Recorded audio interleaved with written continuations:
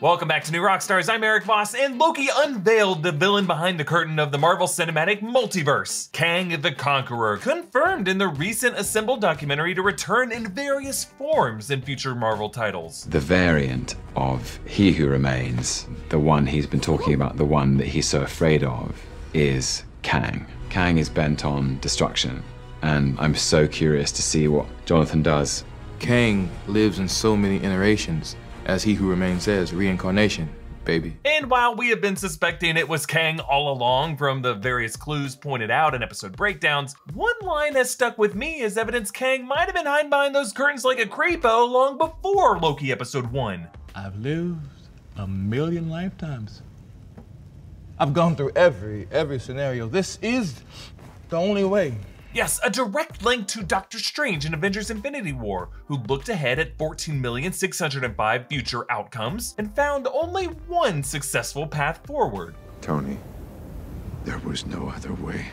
Strange's one path was a path that Kang actually paved for him. Every step you took to get here, I paved the road. You just walked down it. We already know that Kang is fully aware of his Infinity Saga predecessor, Thanos. In episode 2, a multiple choice question for Miss Minutes used Thanos going back in time to eat apples as an example. And now He Who Remains munches on an apple, I believe partly as a way of saying, I'm eating the apples now, bitches. But Tom Hiddleston used an interesting word to describe Kang. The TVA had an architect at the end of time. Which I think is confirmation that in addition to cited influences like The Wizard of Oz and Willy Wonka, He Who Remains parallels the architect of the Matrix, who explains to that anomalistic protagonist that he's actually in a reboot of the 6th iteration of his simulation. Similarly, I think we can now look at all the events of the MCU as part of Kang's simulation, with various glitches that I think we can now interpret as glitches or patches in Kang's Matrix in order to alter the timeline in a way that most benefits him. Remember, the sacred timeline is actually a rope-like braid of several strands, made up of time looping back on itself in an infinite flat circle from the Big Bang to what MT hilariously called the Big Crunch, resetting the loop again and again, with one loop where Loki's a female variant, one loop where he's an alligator, etc. And that only when those variants did something to ripple effect history into a nasty Kang variant did He Who Remains send the TVA in to prune it. And according to this show, that led to real-life curiosities like the Polybius game, the USS Eldridge, the Sphinx's missing nose, the stolen 2018 Tour de France Cup. But within the MCU, there are at least 5 unexplained loose ends that I think could be evidence of a glitch or Kang patching a glitch within his MCU matrix. Let's start with Avengers Tower. That tower appeared in the void labeled Kang, Q-E-N-G, for Kang Enterprises, a company run by Mr. Gryphon, who is one of the many incarnations of Kang. Now, this version of the tower has the 2015 era Quinjet landing pad, meaning this would be after Age of Ultron when the Avengers relocated to their upstate campus, and after that in Homecoming, Tony Stark sold the tower to some mysterious new buyer. And later on in Far From Home, set in the year 2024, the unknown occupant has been remodeling the tower. There's an atrium in it now. It's possible that Kang Enterprises could have been that buyer, but since He Who Remains is trying to prune timelines where rival Kang variants are arising, that could have explained how this version of the tower ended up in the void, leaving the tower back in the sacred timeline, the one that we saw after Endgame and Far From Home, to be occupied by someone like Reed Richards of the Fantastic Four, making this the new Baxter building and allowing Kang to set into motion his ancestor, Reed Richards, so that there would one day be a Nathaniel Richards. But look, it takes a long time to rewatch these movies and TV shows, find the clues, put together theories that might not always be accurate.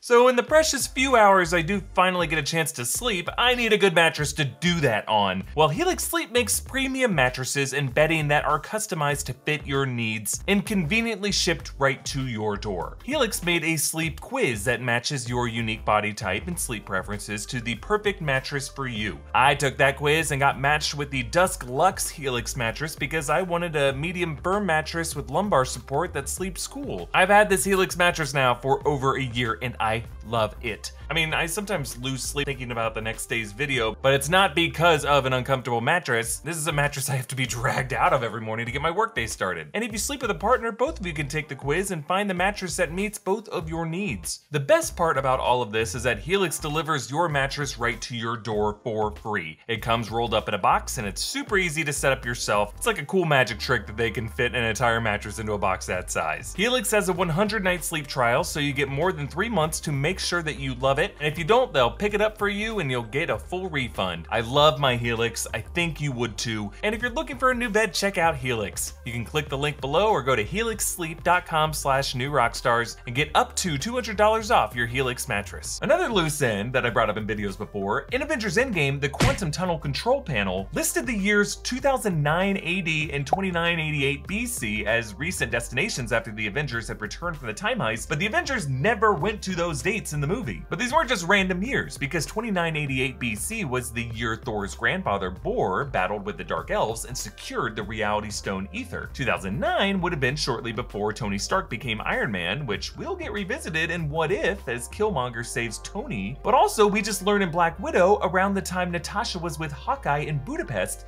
and her assassination attempt of Dreykov and his daughter. Perhaps both of these dates were alternate time heist destinations that Kang pruned from the Avengers' plan. 2988 to force Thor and Rocket to go to 2013 Asgard instead, where Thor could get a duplicate Mjolnir that proved crucial in the final battle against Thanos. 2009 to miraculously save Dreykov and his daughter from what should have been an expertly rigged detonation so that they could return as Natasha's Ledger demons ahead of her guilt-driven self-sacrifice on Vormir so that the Avengers could get the Soul Stone, also obviously instrumental in Thanos' downfall. But another loose end, variant Steve Rogers, who was allowed to stay behind with Peggy Carter in the 1940s and grow into an old man in an alternate timeline, but apparently ignored by Kang in the TVA. Why was that? Well, the prospect of variant Captain America seems to be an especially tricky thing for Kang, because think about it, you also have a timeline Cap briefly created by saying "Hail Hydra," and then some alternate history Red Guardian seems to genuinely believe in which he fought a version of Cap, and then Cap Peggy Carter coming up in What If, but also Peggy Carter's mention of Captain Britain Brian Braddock in the Endgame 70s scene. So I am wondering if a Captain Britain Corps is forming that resists the Council of Kangs from pruning any variant Caps throughout the multiverse. There's also the fact that Captain America's shield is apparently showing up back in ancient Babylon in the Eternals. Now we know Kang has a bit of an obsession with the 7 wonders of the ancient world based on the void containing both the pyramids of Giza and the lighthouse of Alexandria. So if this guy made changes to those two things, wouldn't it also make sense for him to have visited the Hanging Gardens of Babylon? But a version of the Sanctum Sanctorum also appeared in the void, suggesting that there was a timeline in which Kang pruned the sorcerers. This is a loose end that has me the most excited for Multiverse of Madness, because if you think about it, other than Kang and his TVA, only the Ancient Ones seem to have any insight into the sacred timeline in the MCU. Doctor Strange's future as a sorcerer was known years in advance by the Ancient One, and even more weirdly by Hydra. Yet, like He Who Remains, the Ancient One could not see beyond her death, which makes it especially interesting that Doctor Strange could see 1 out of 14,605 futures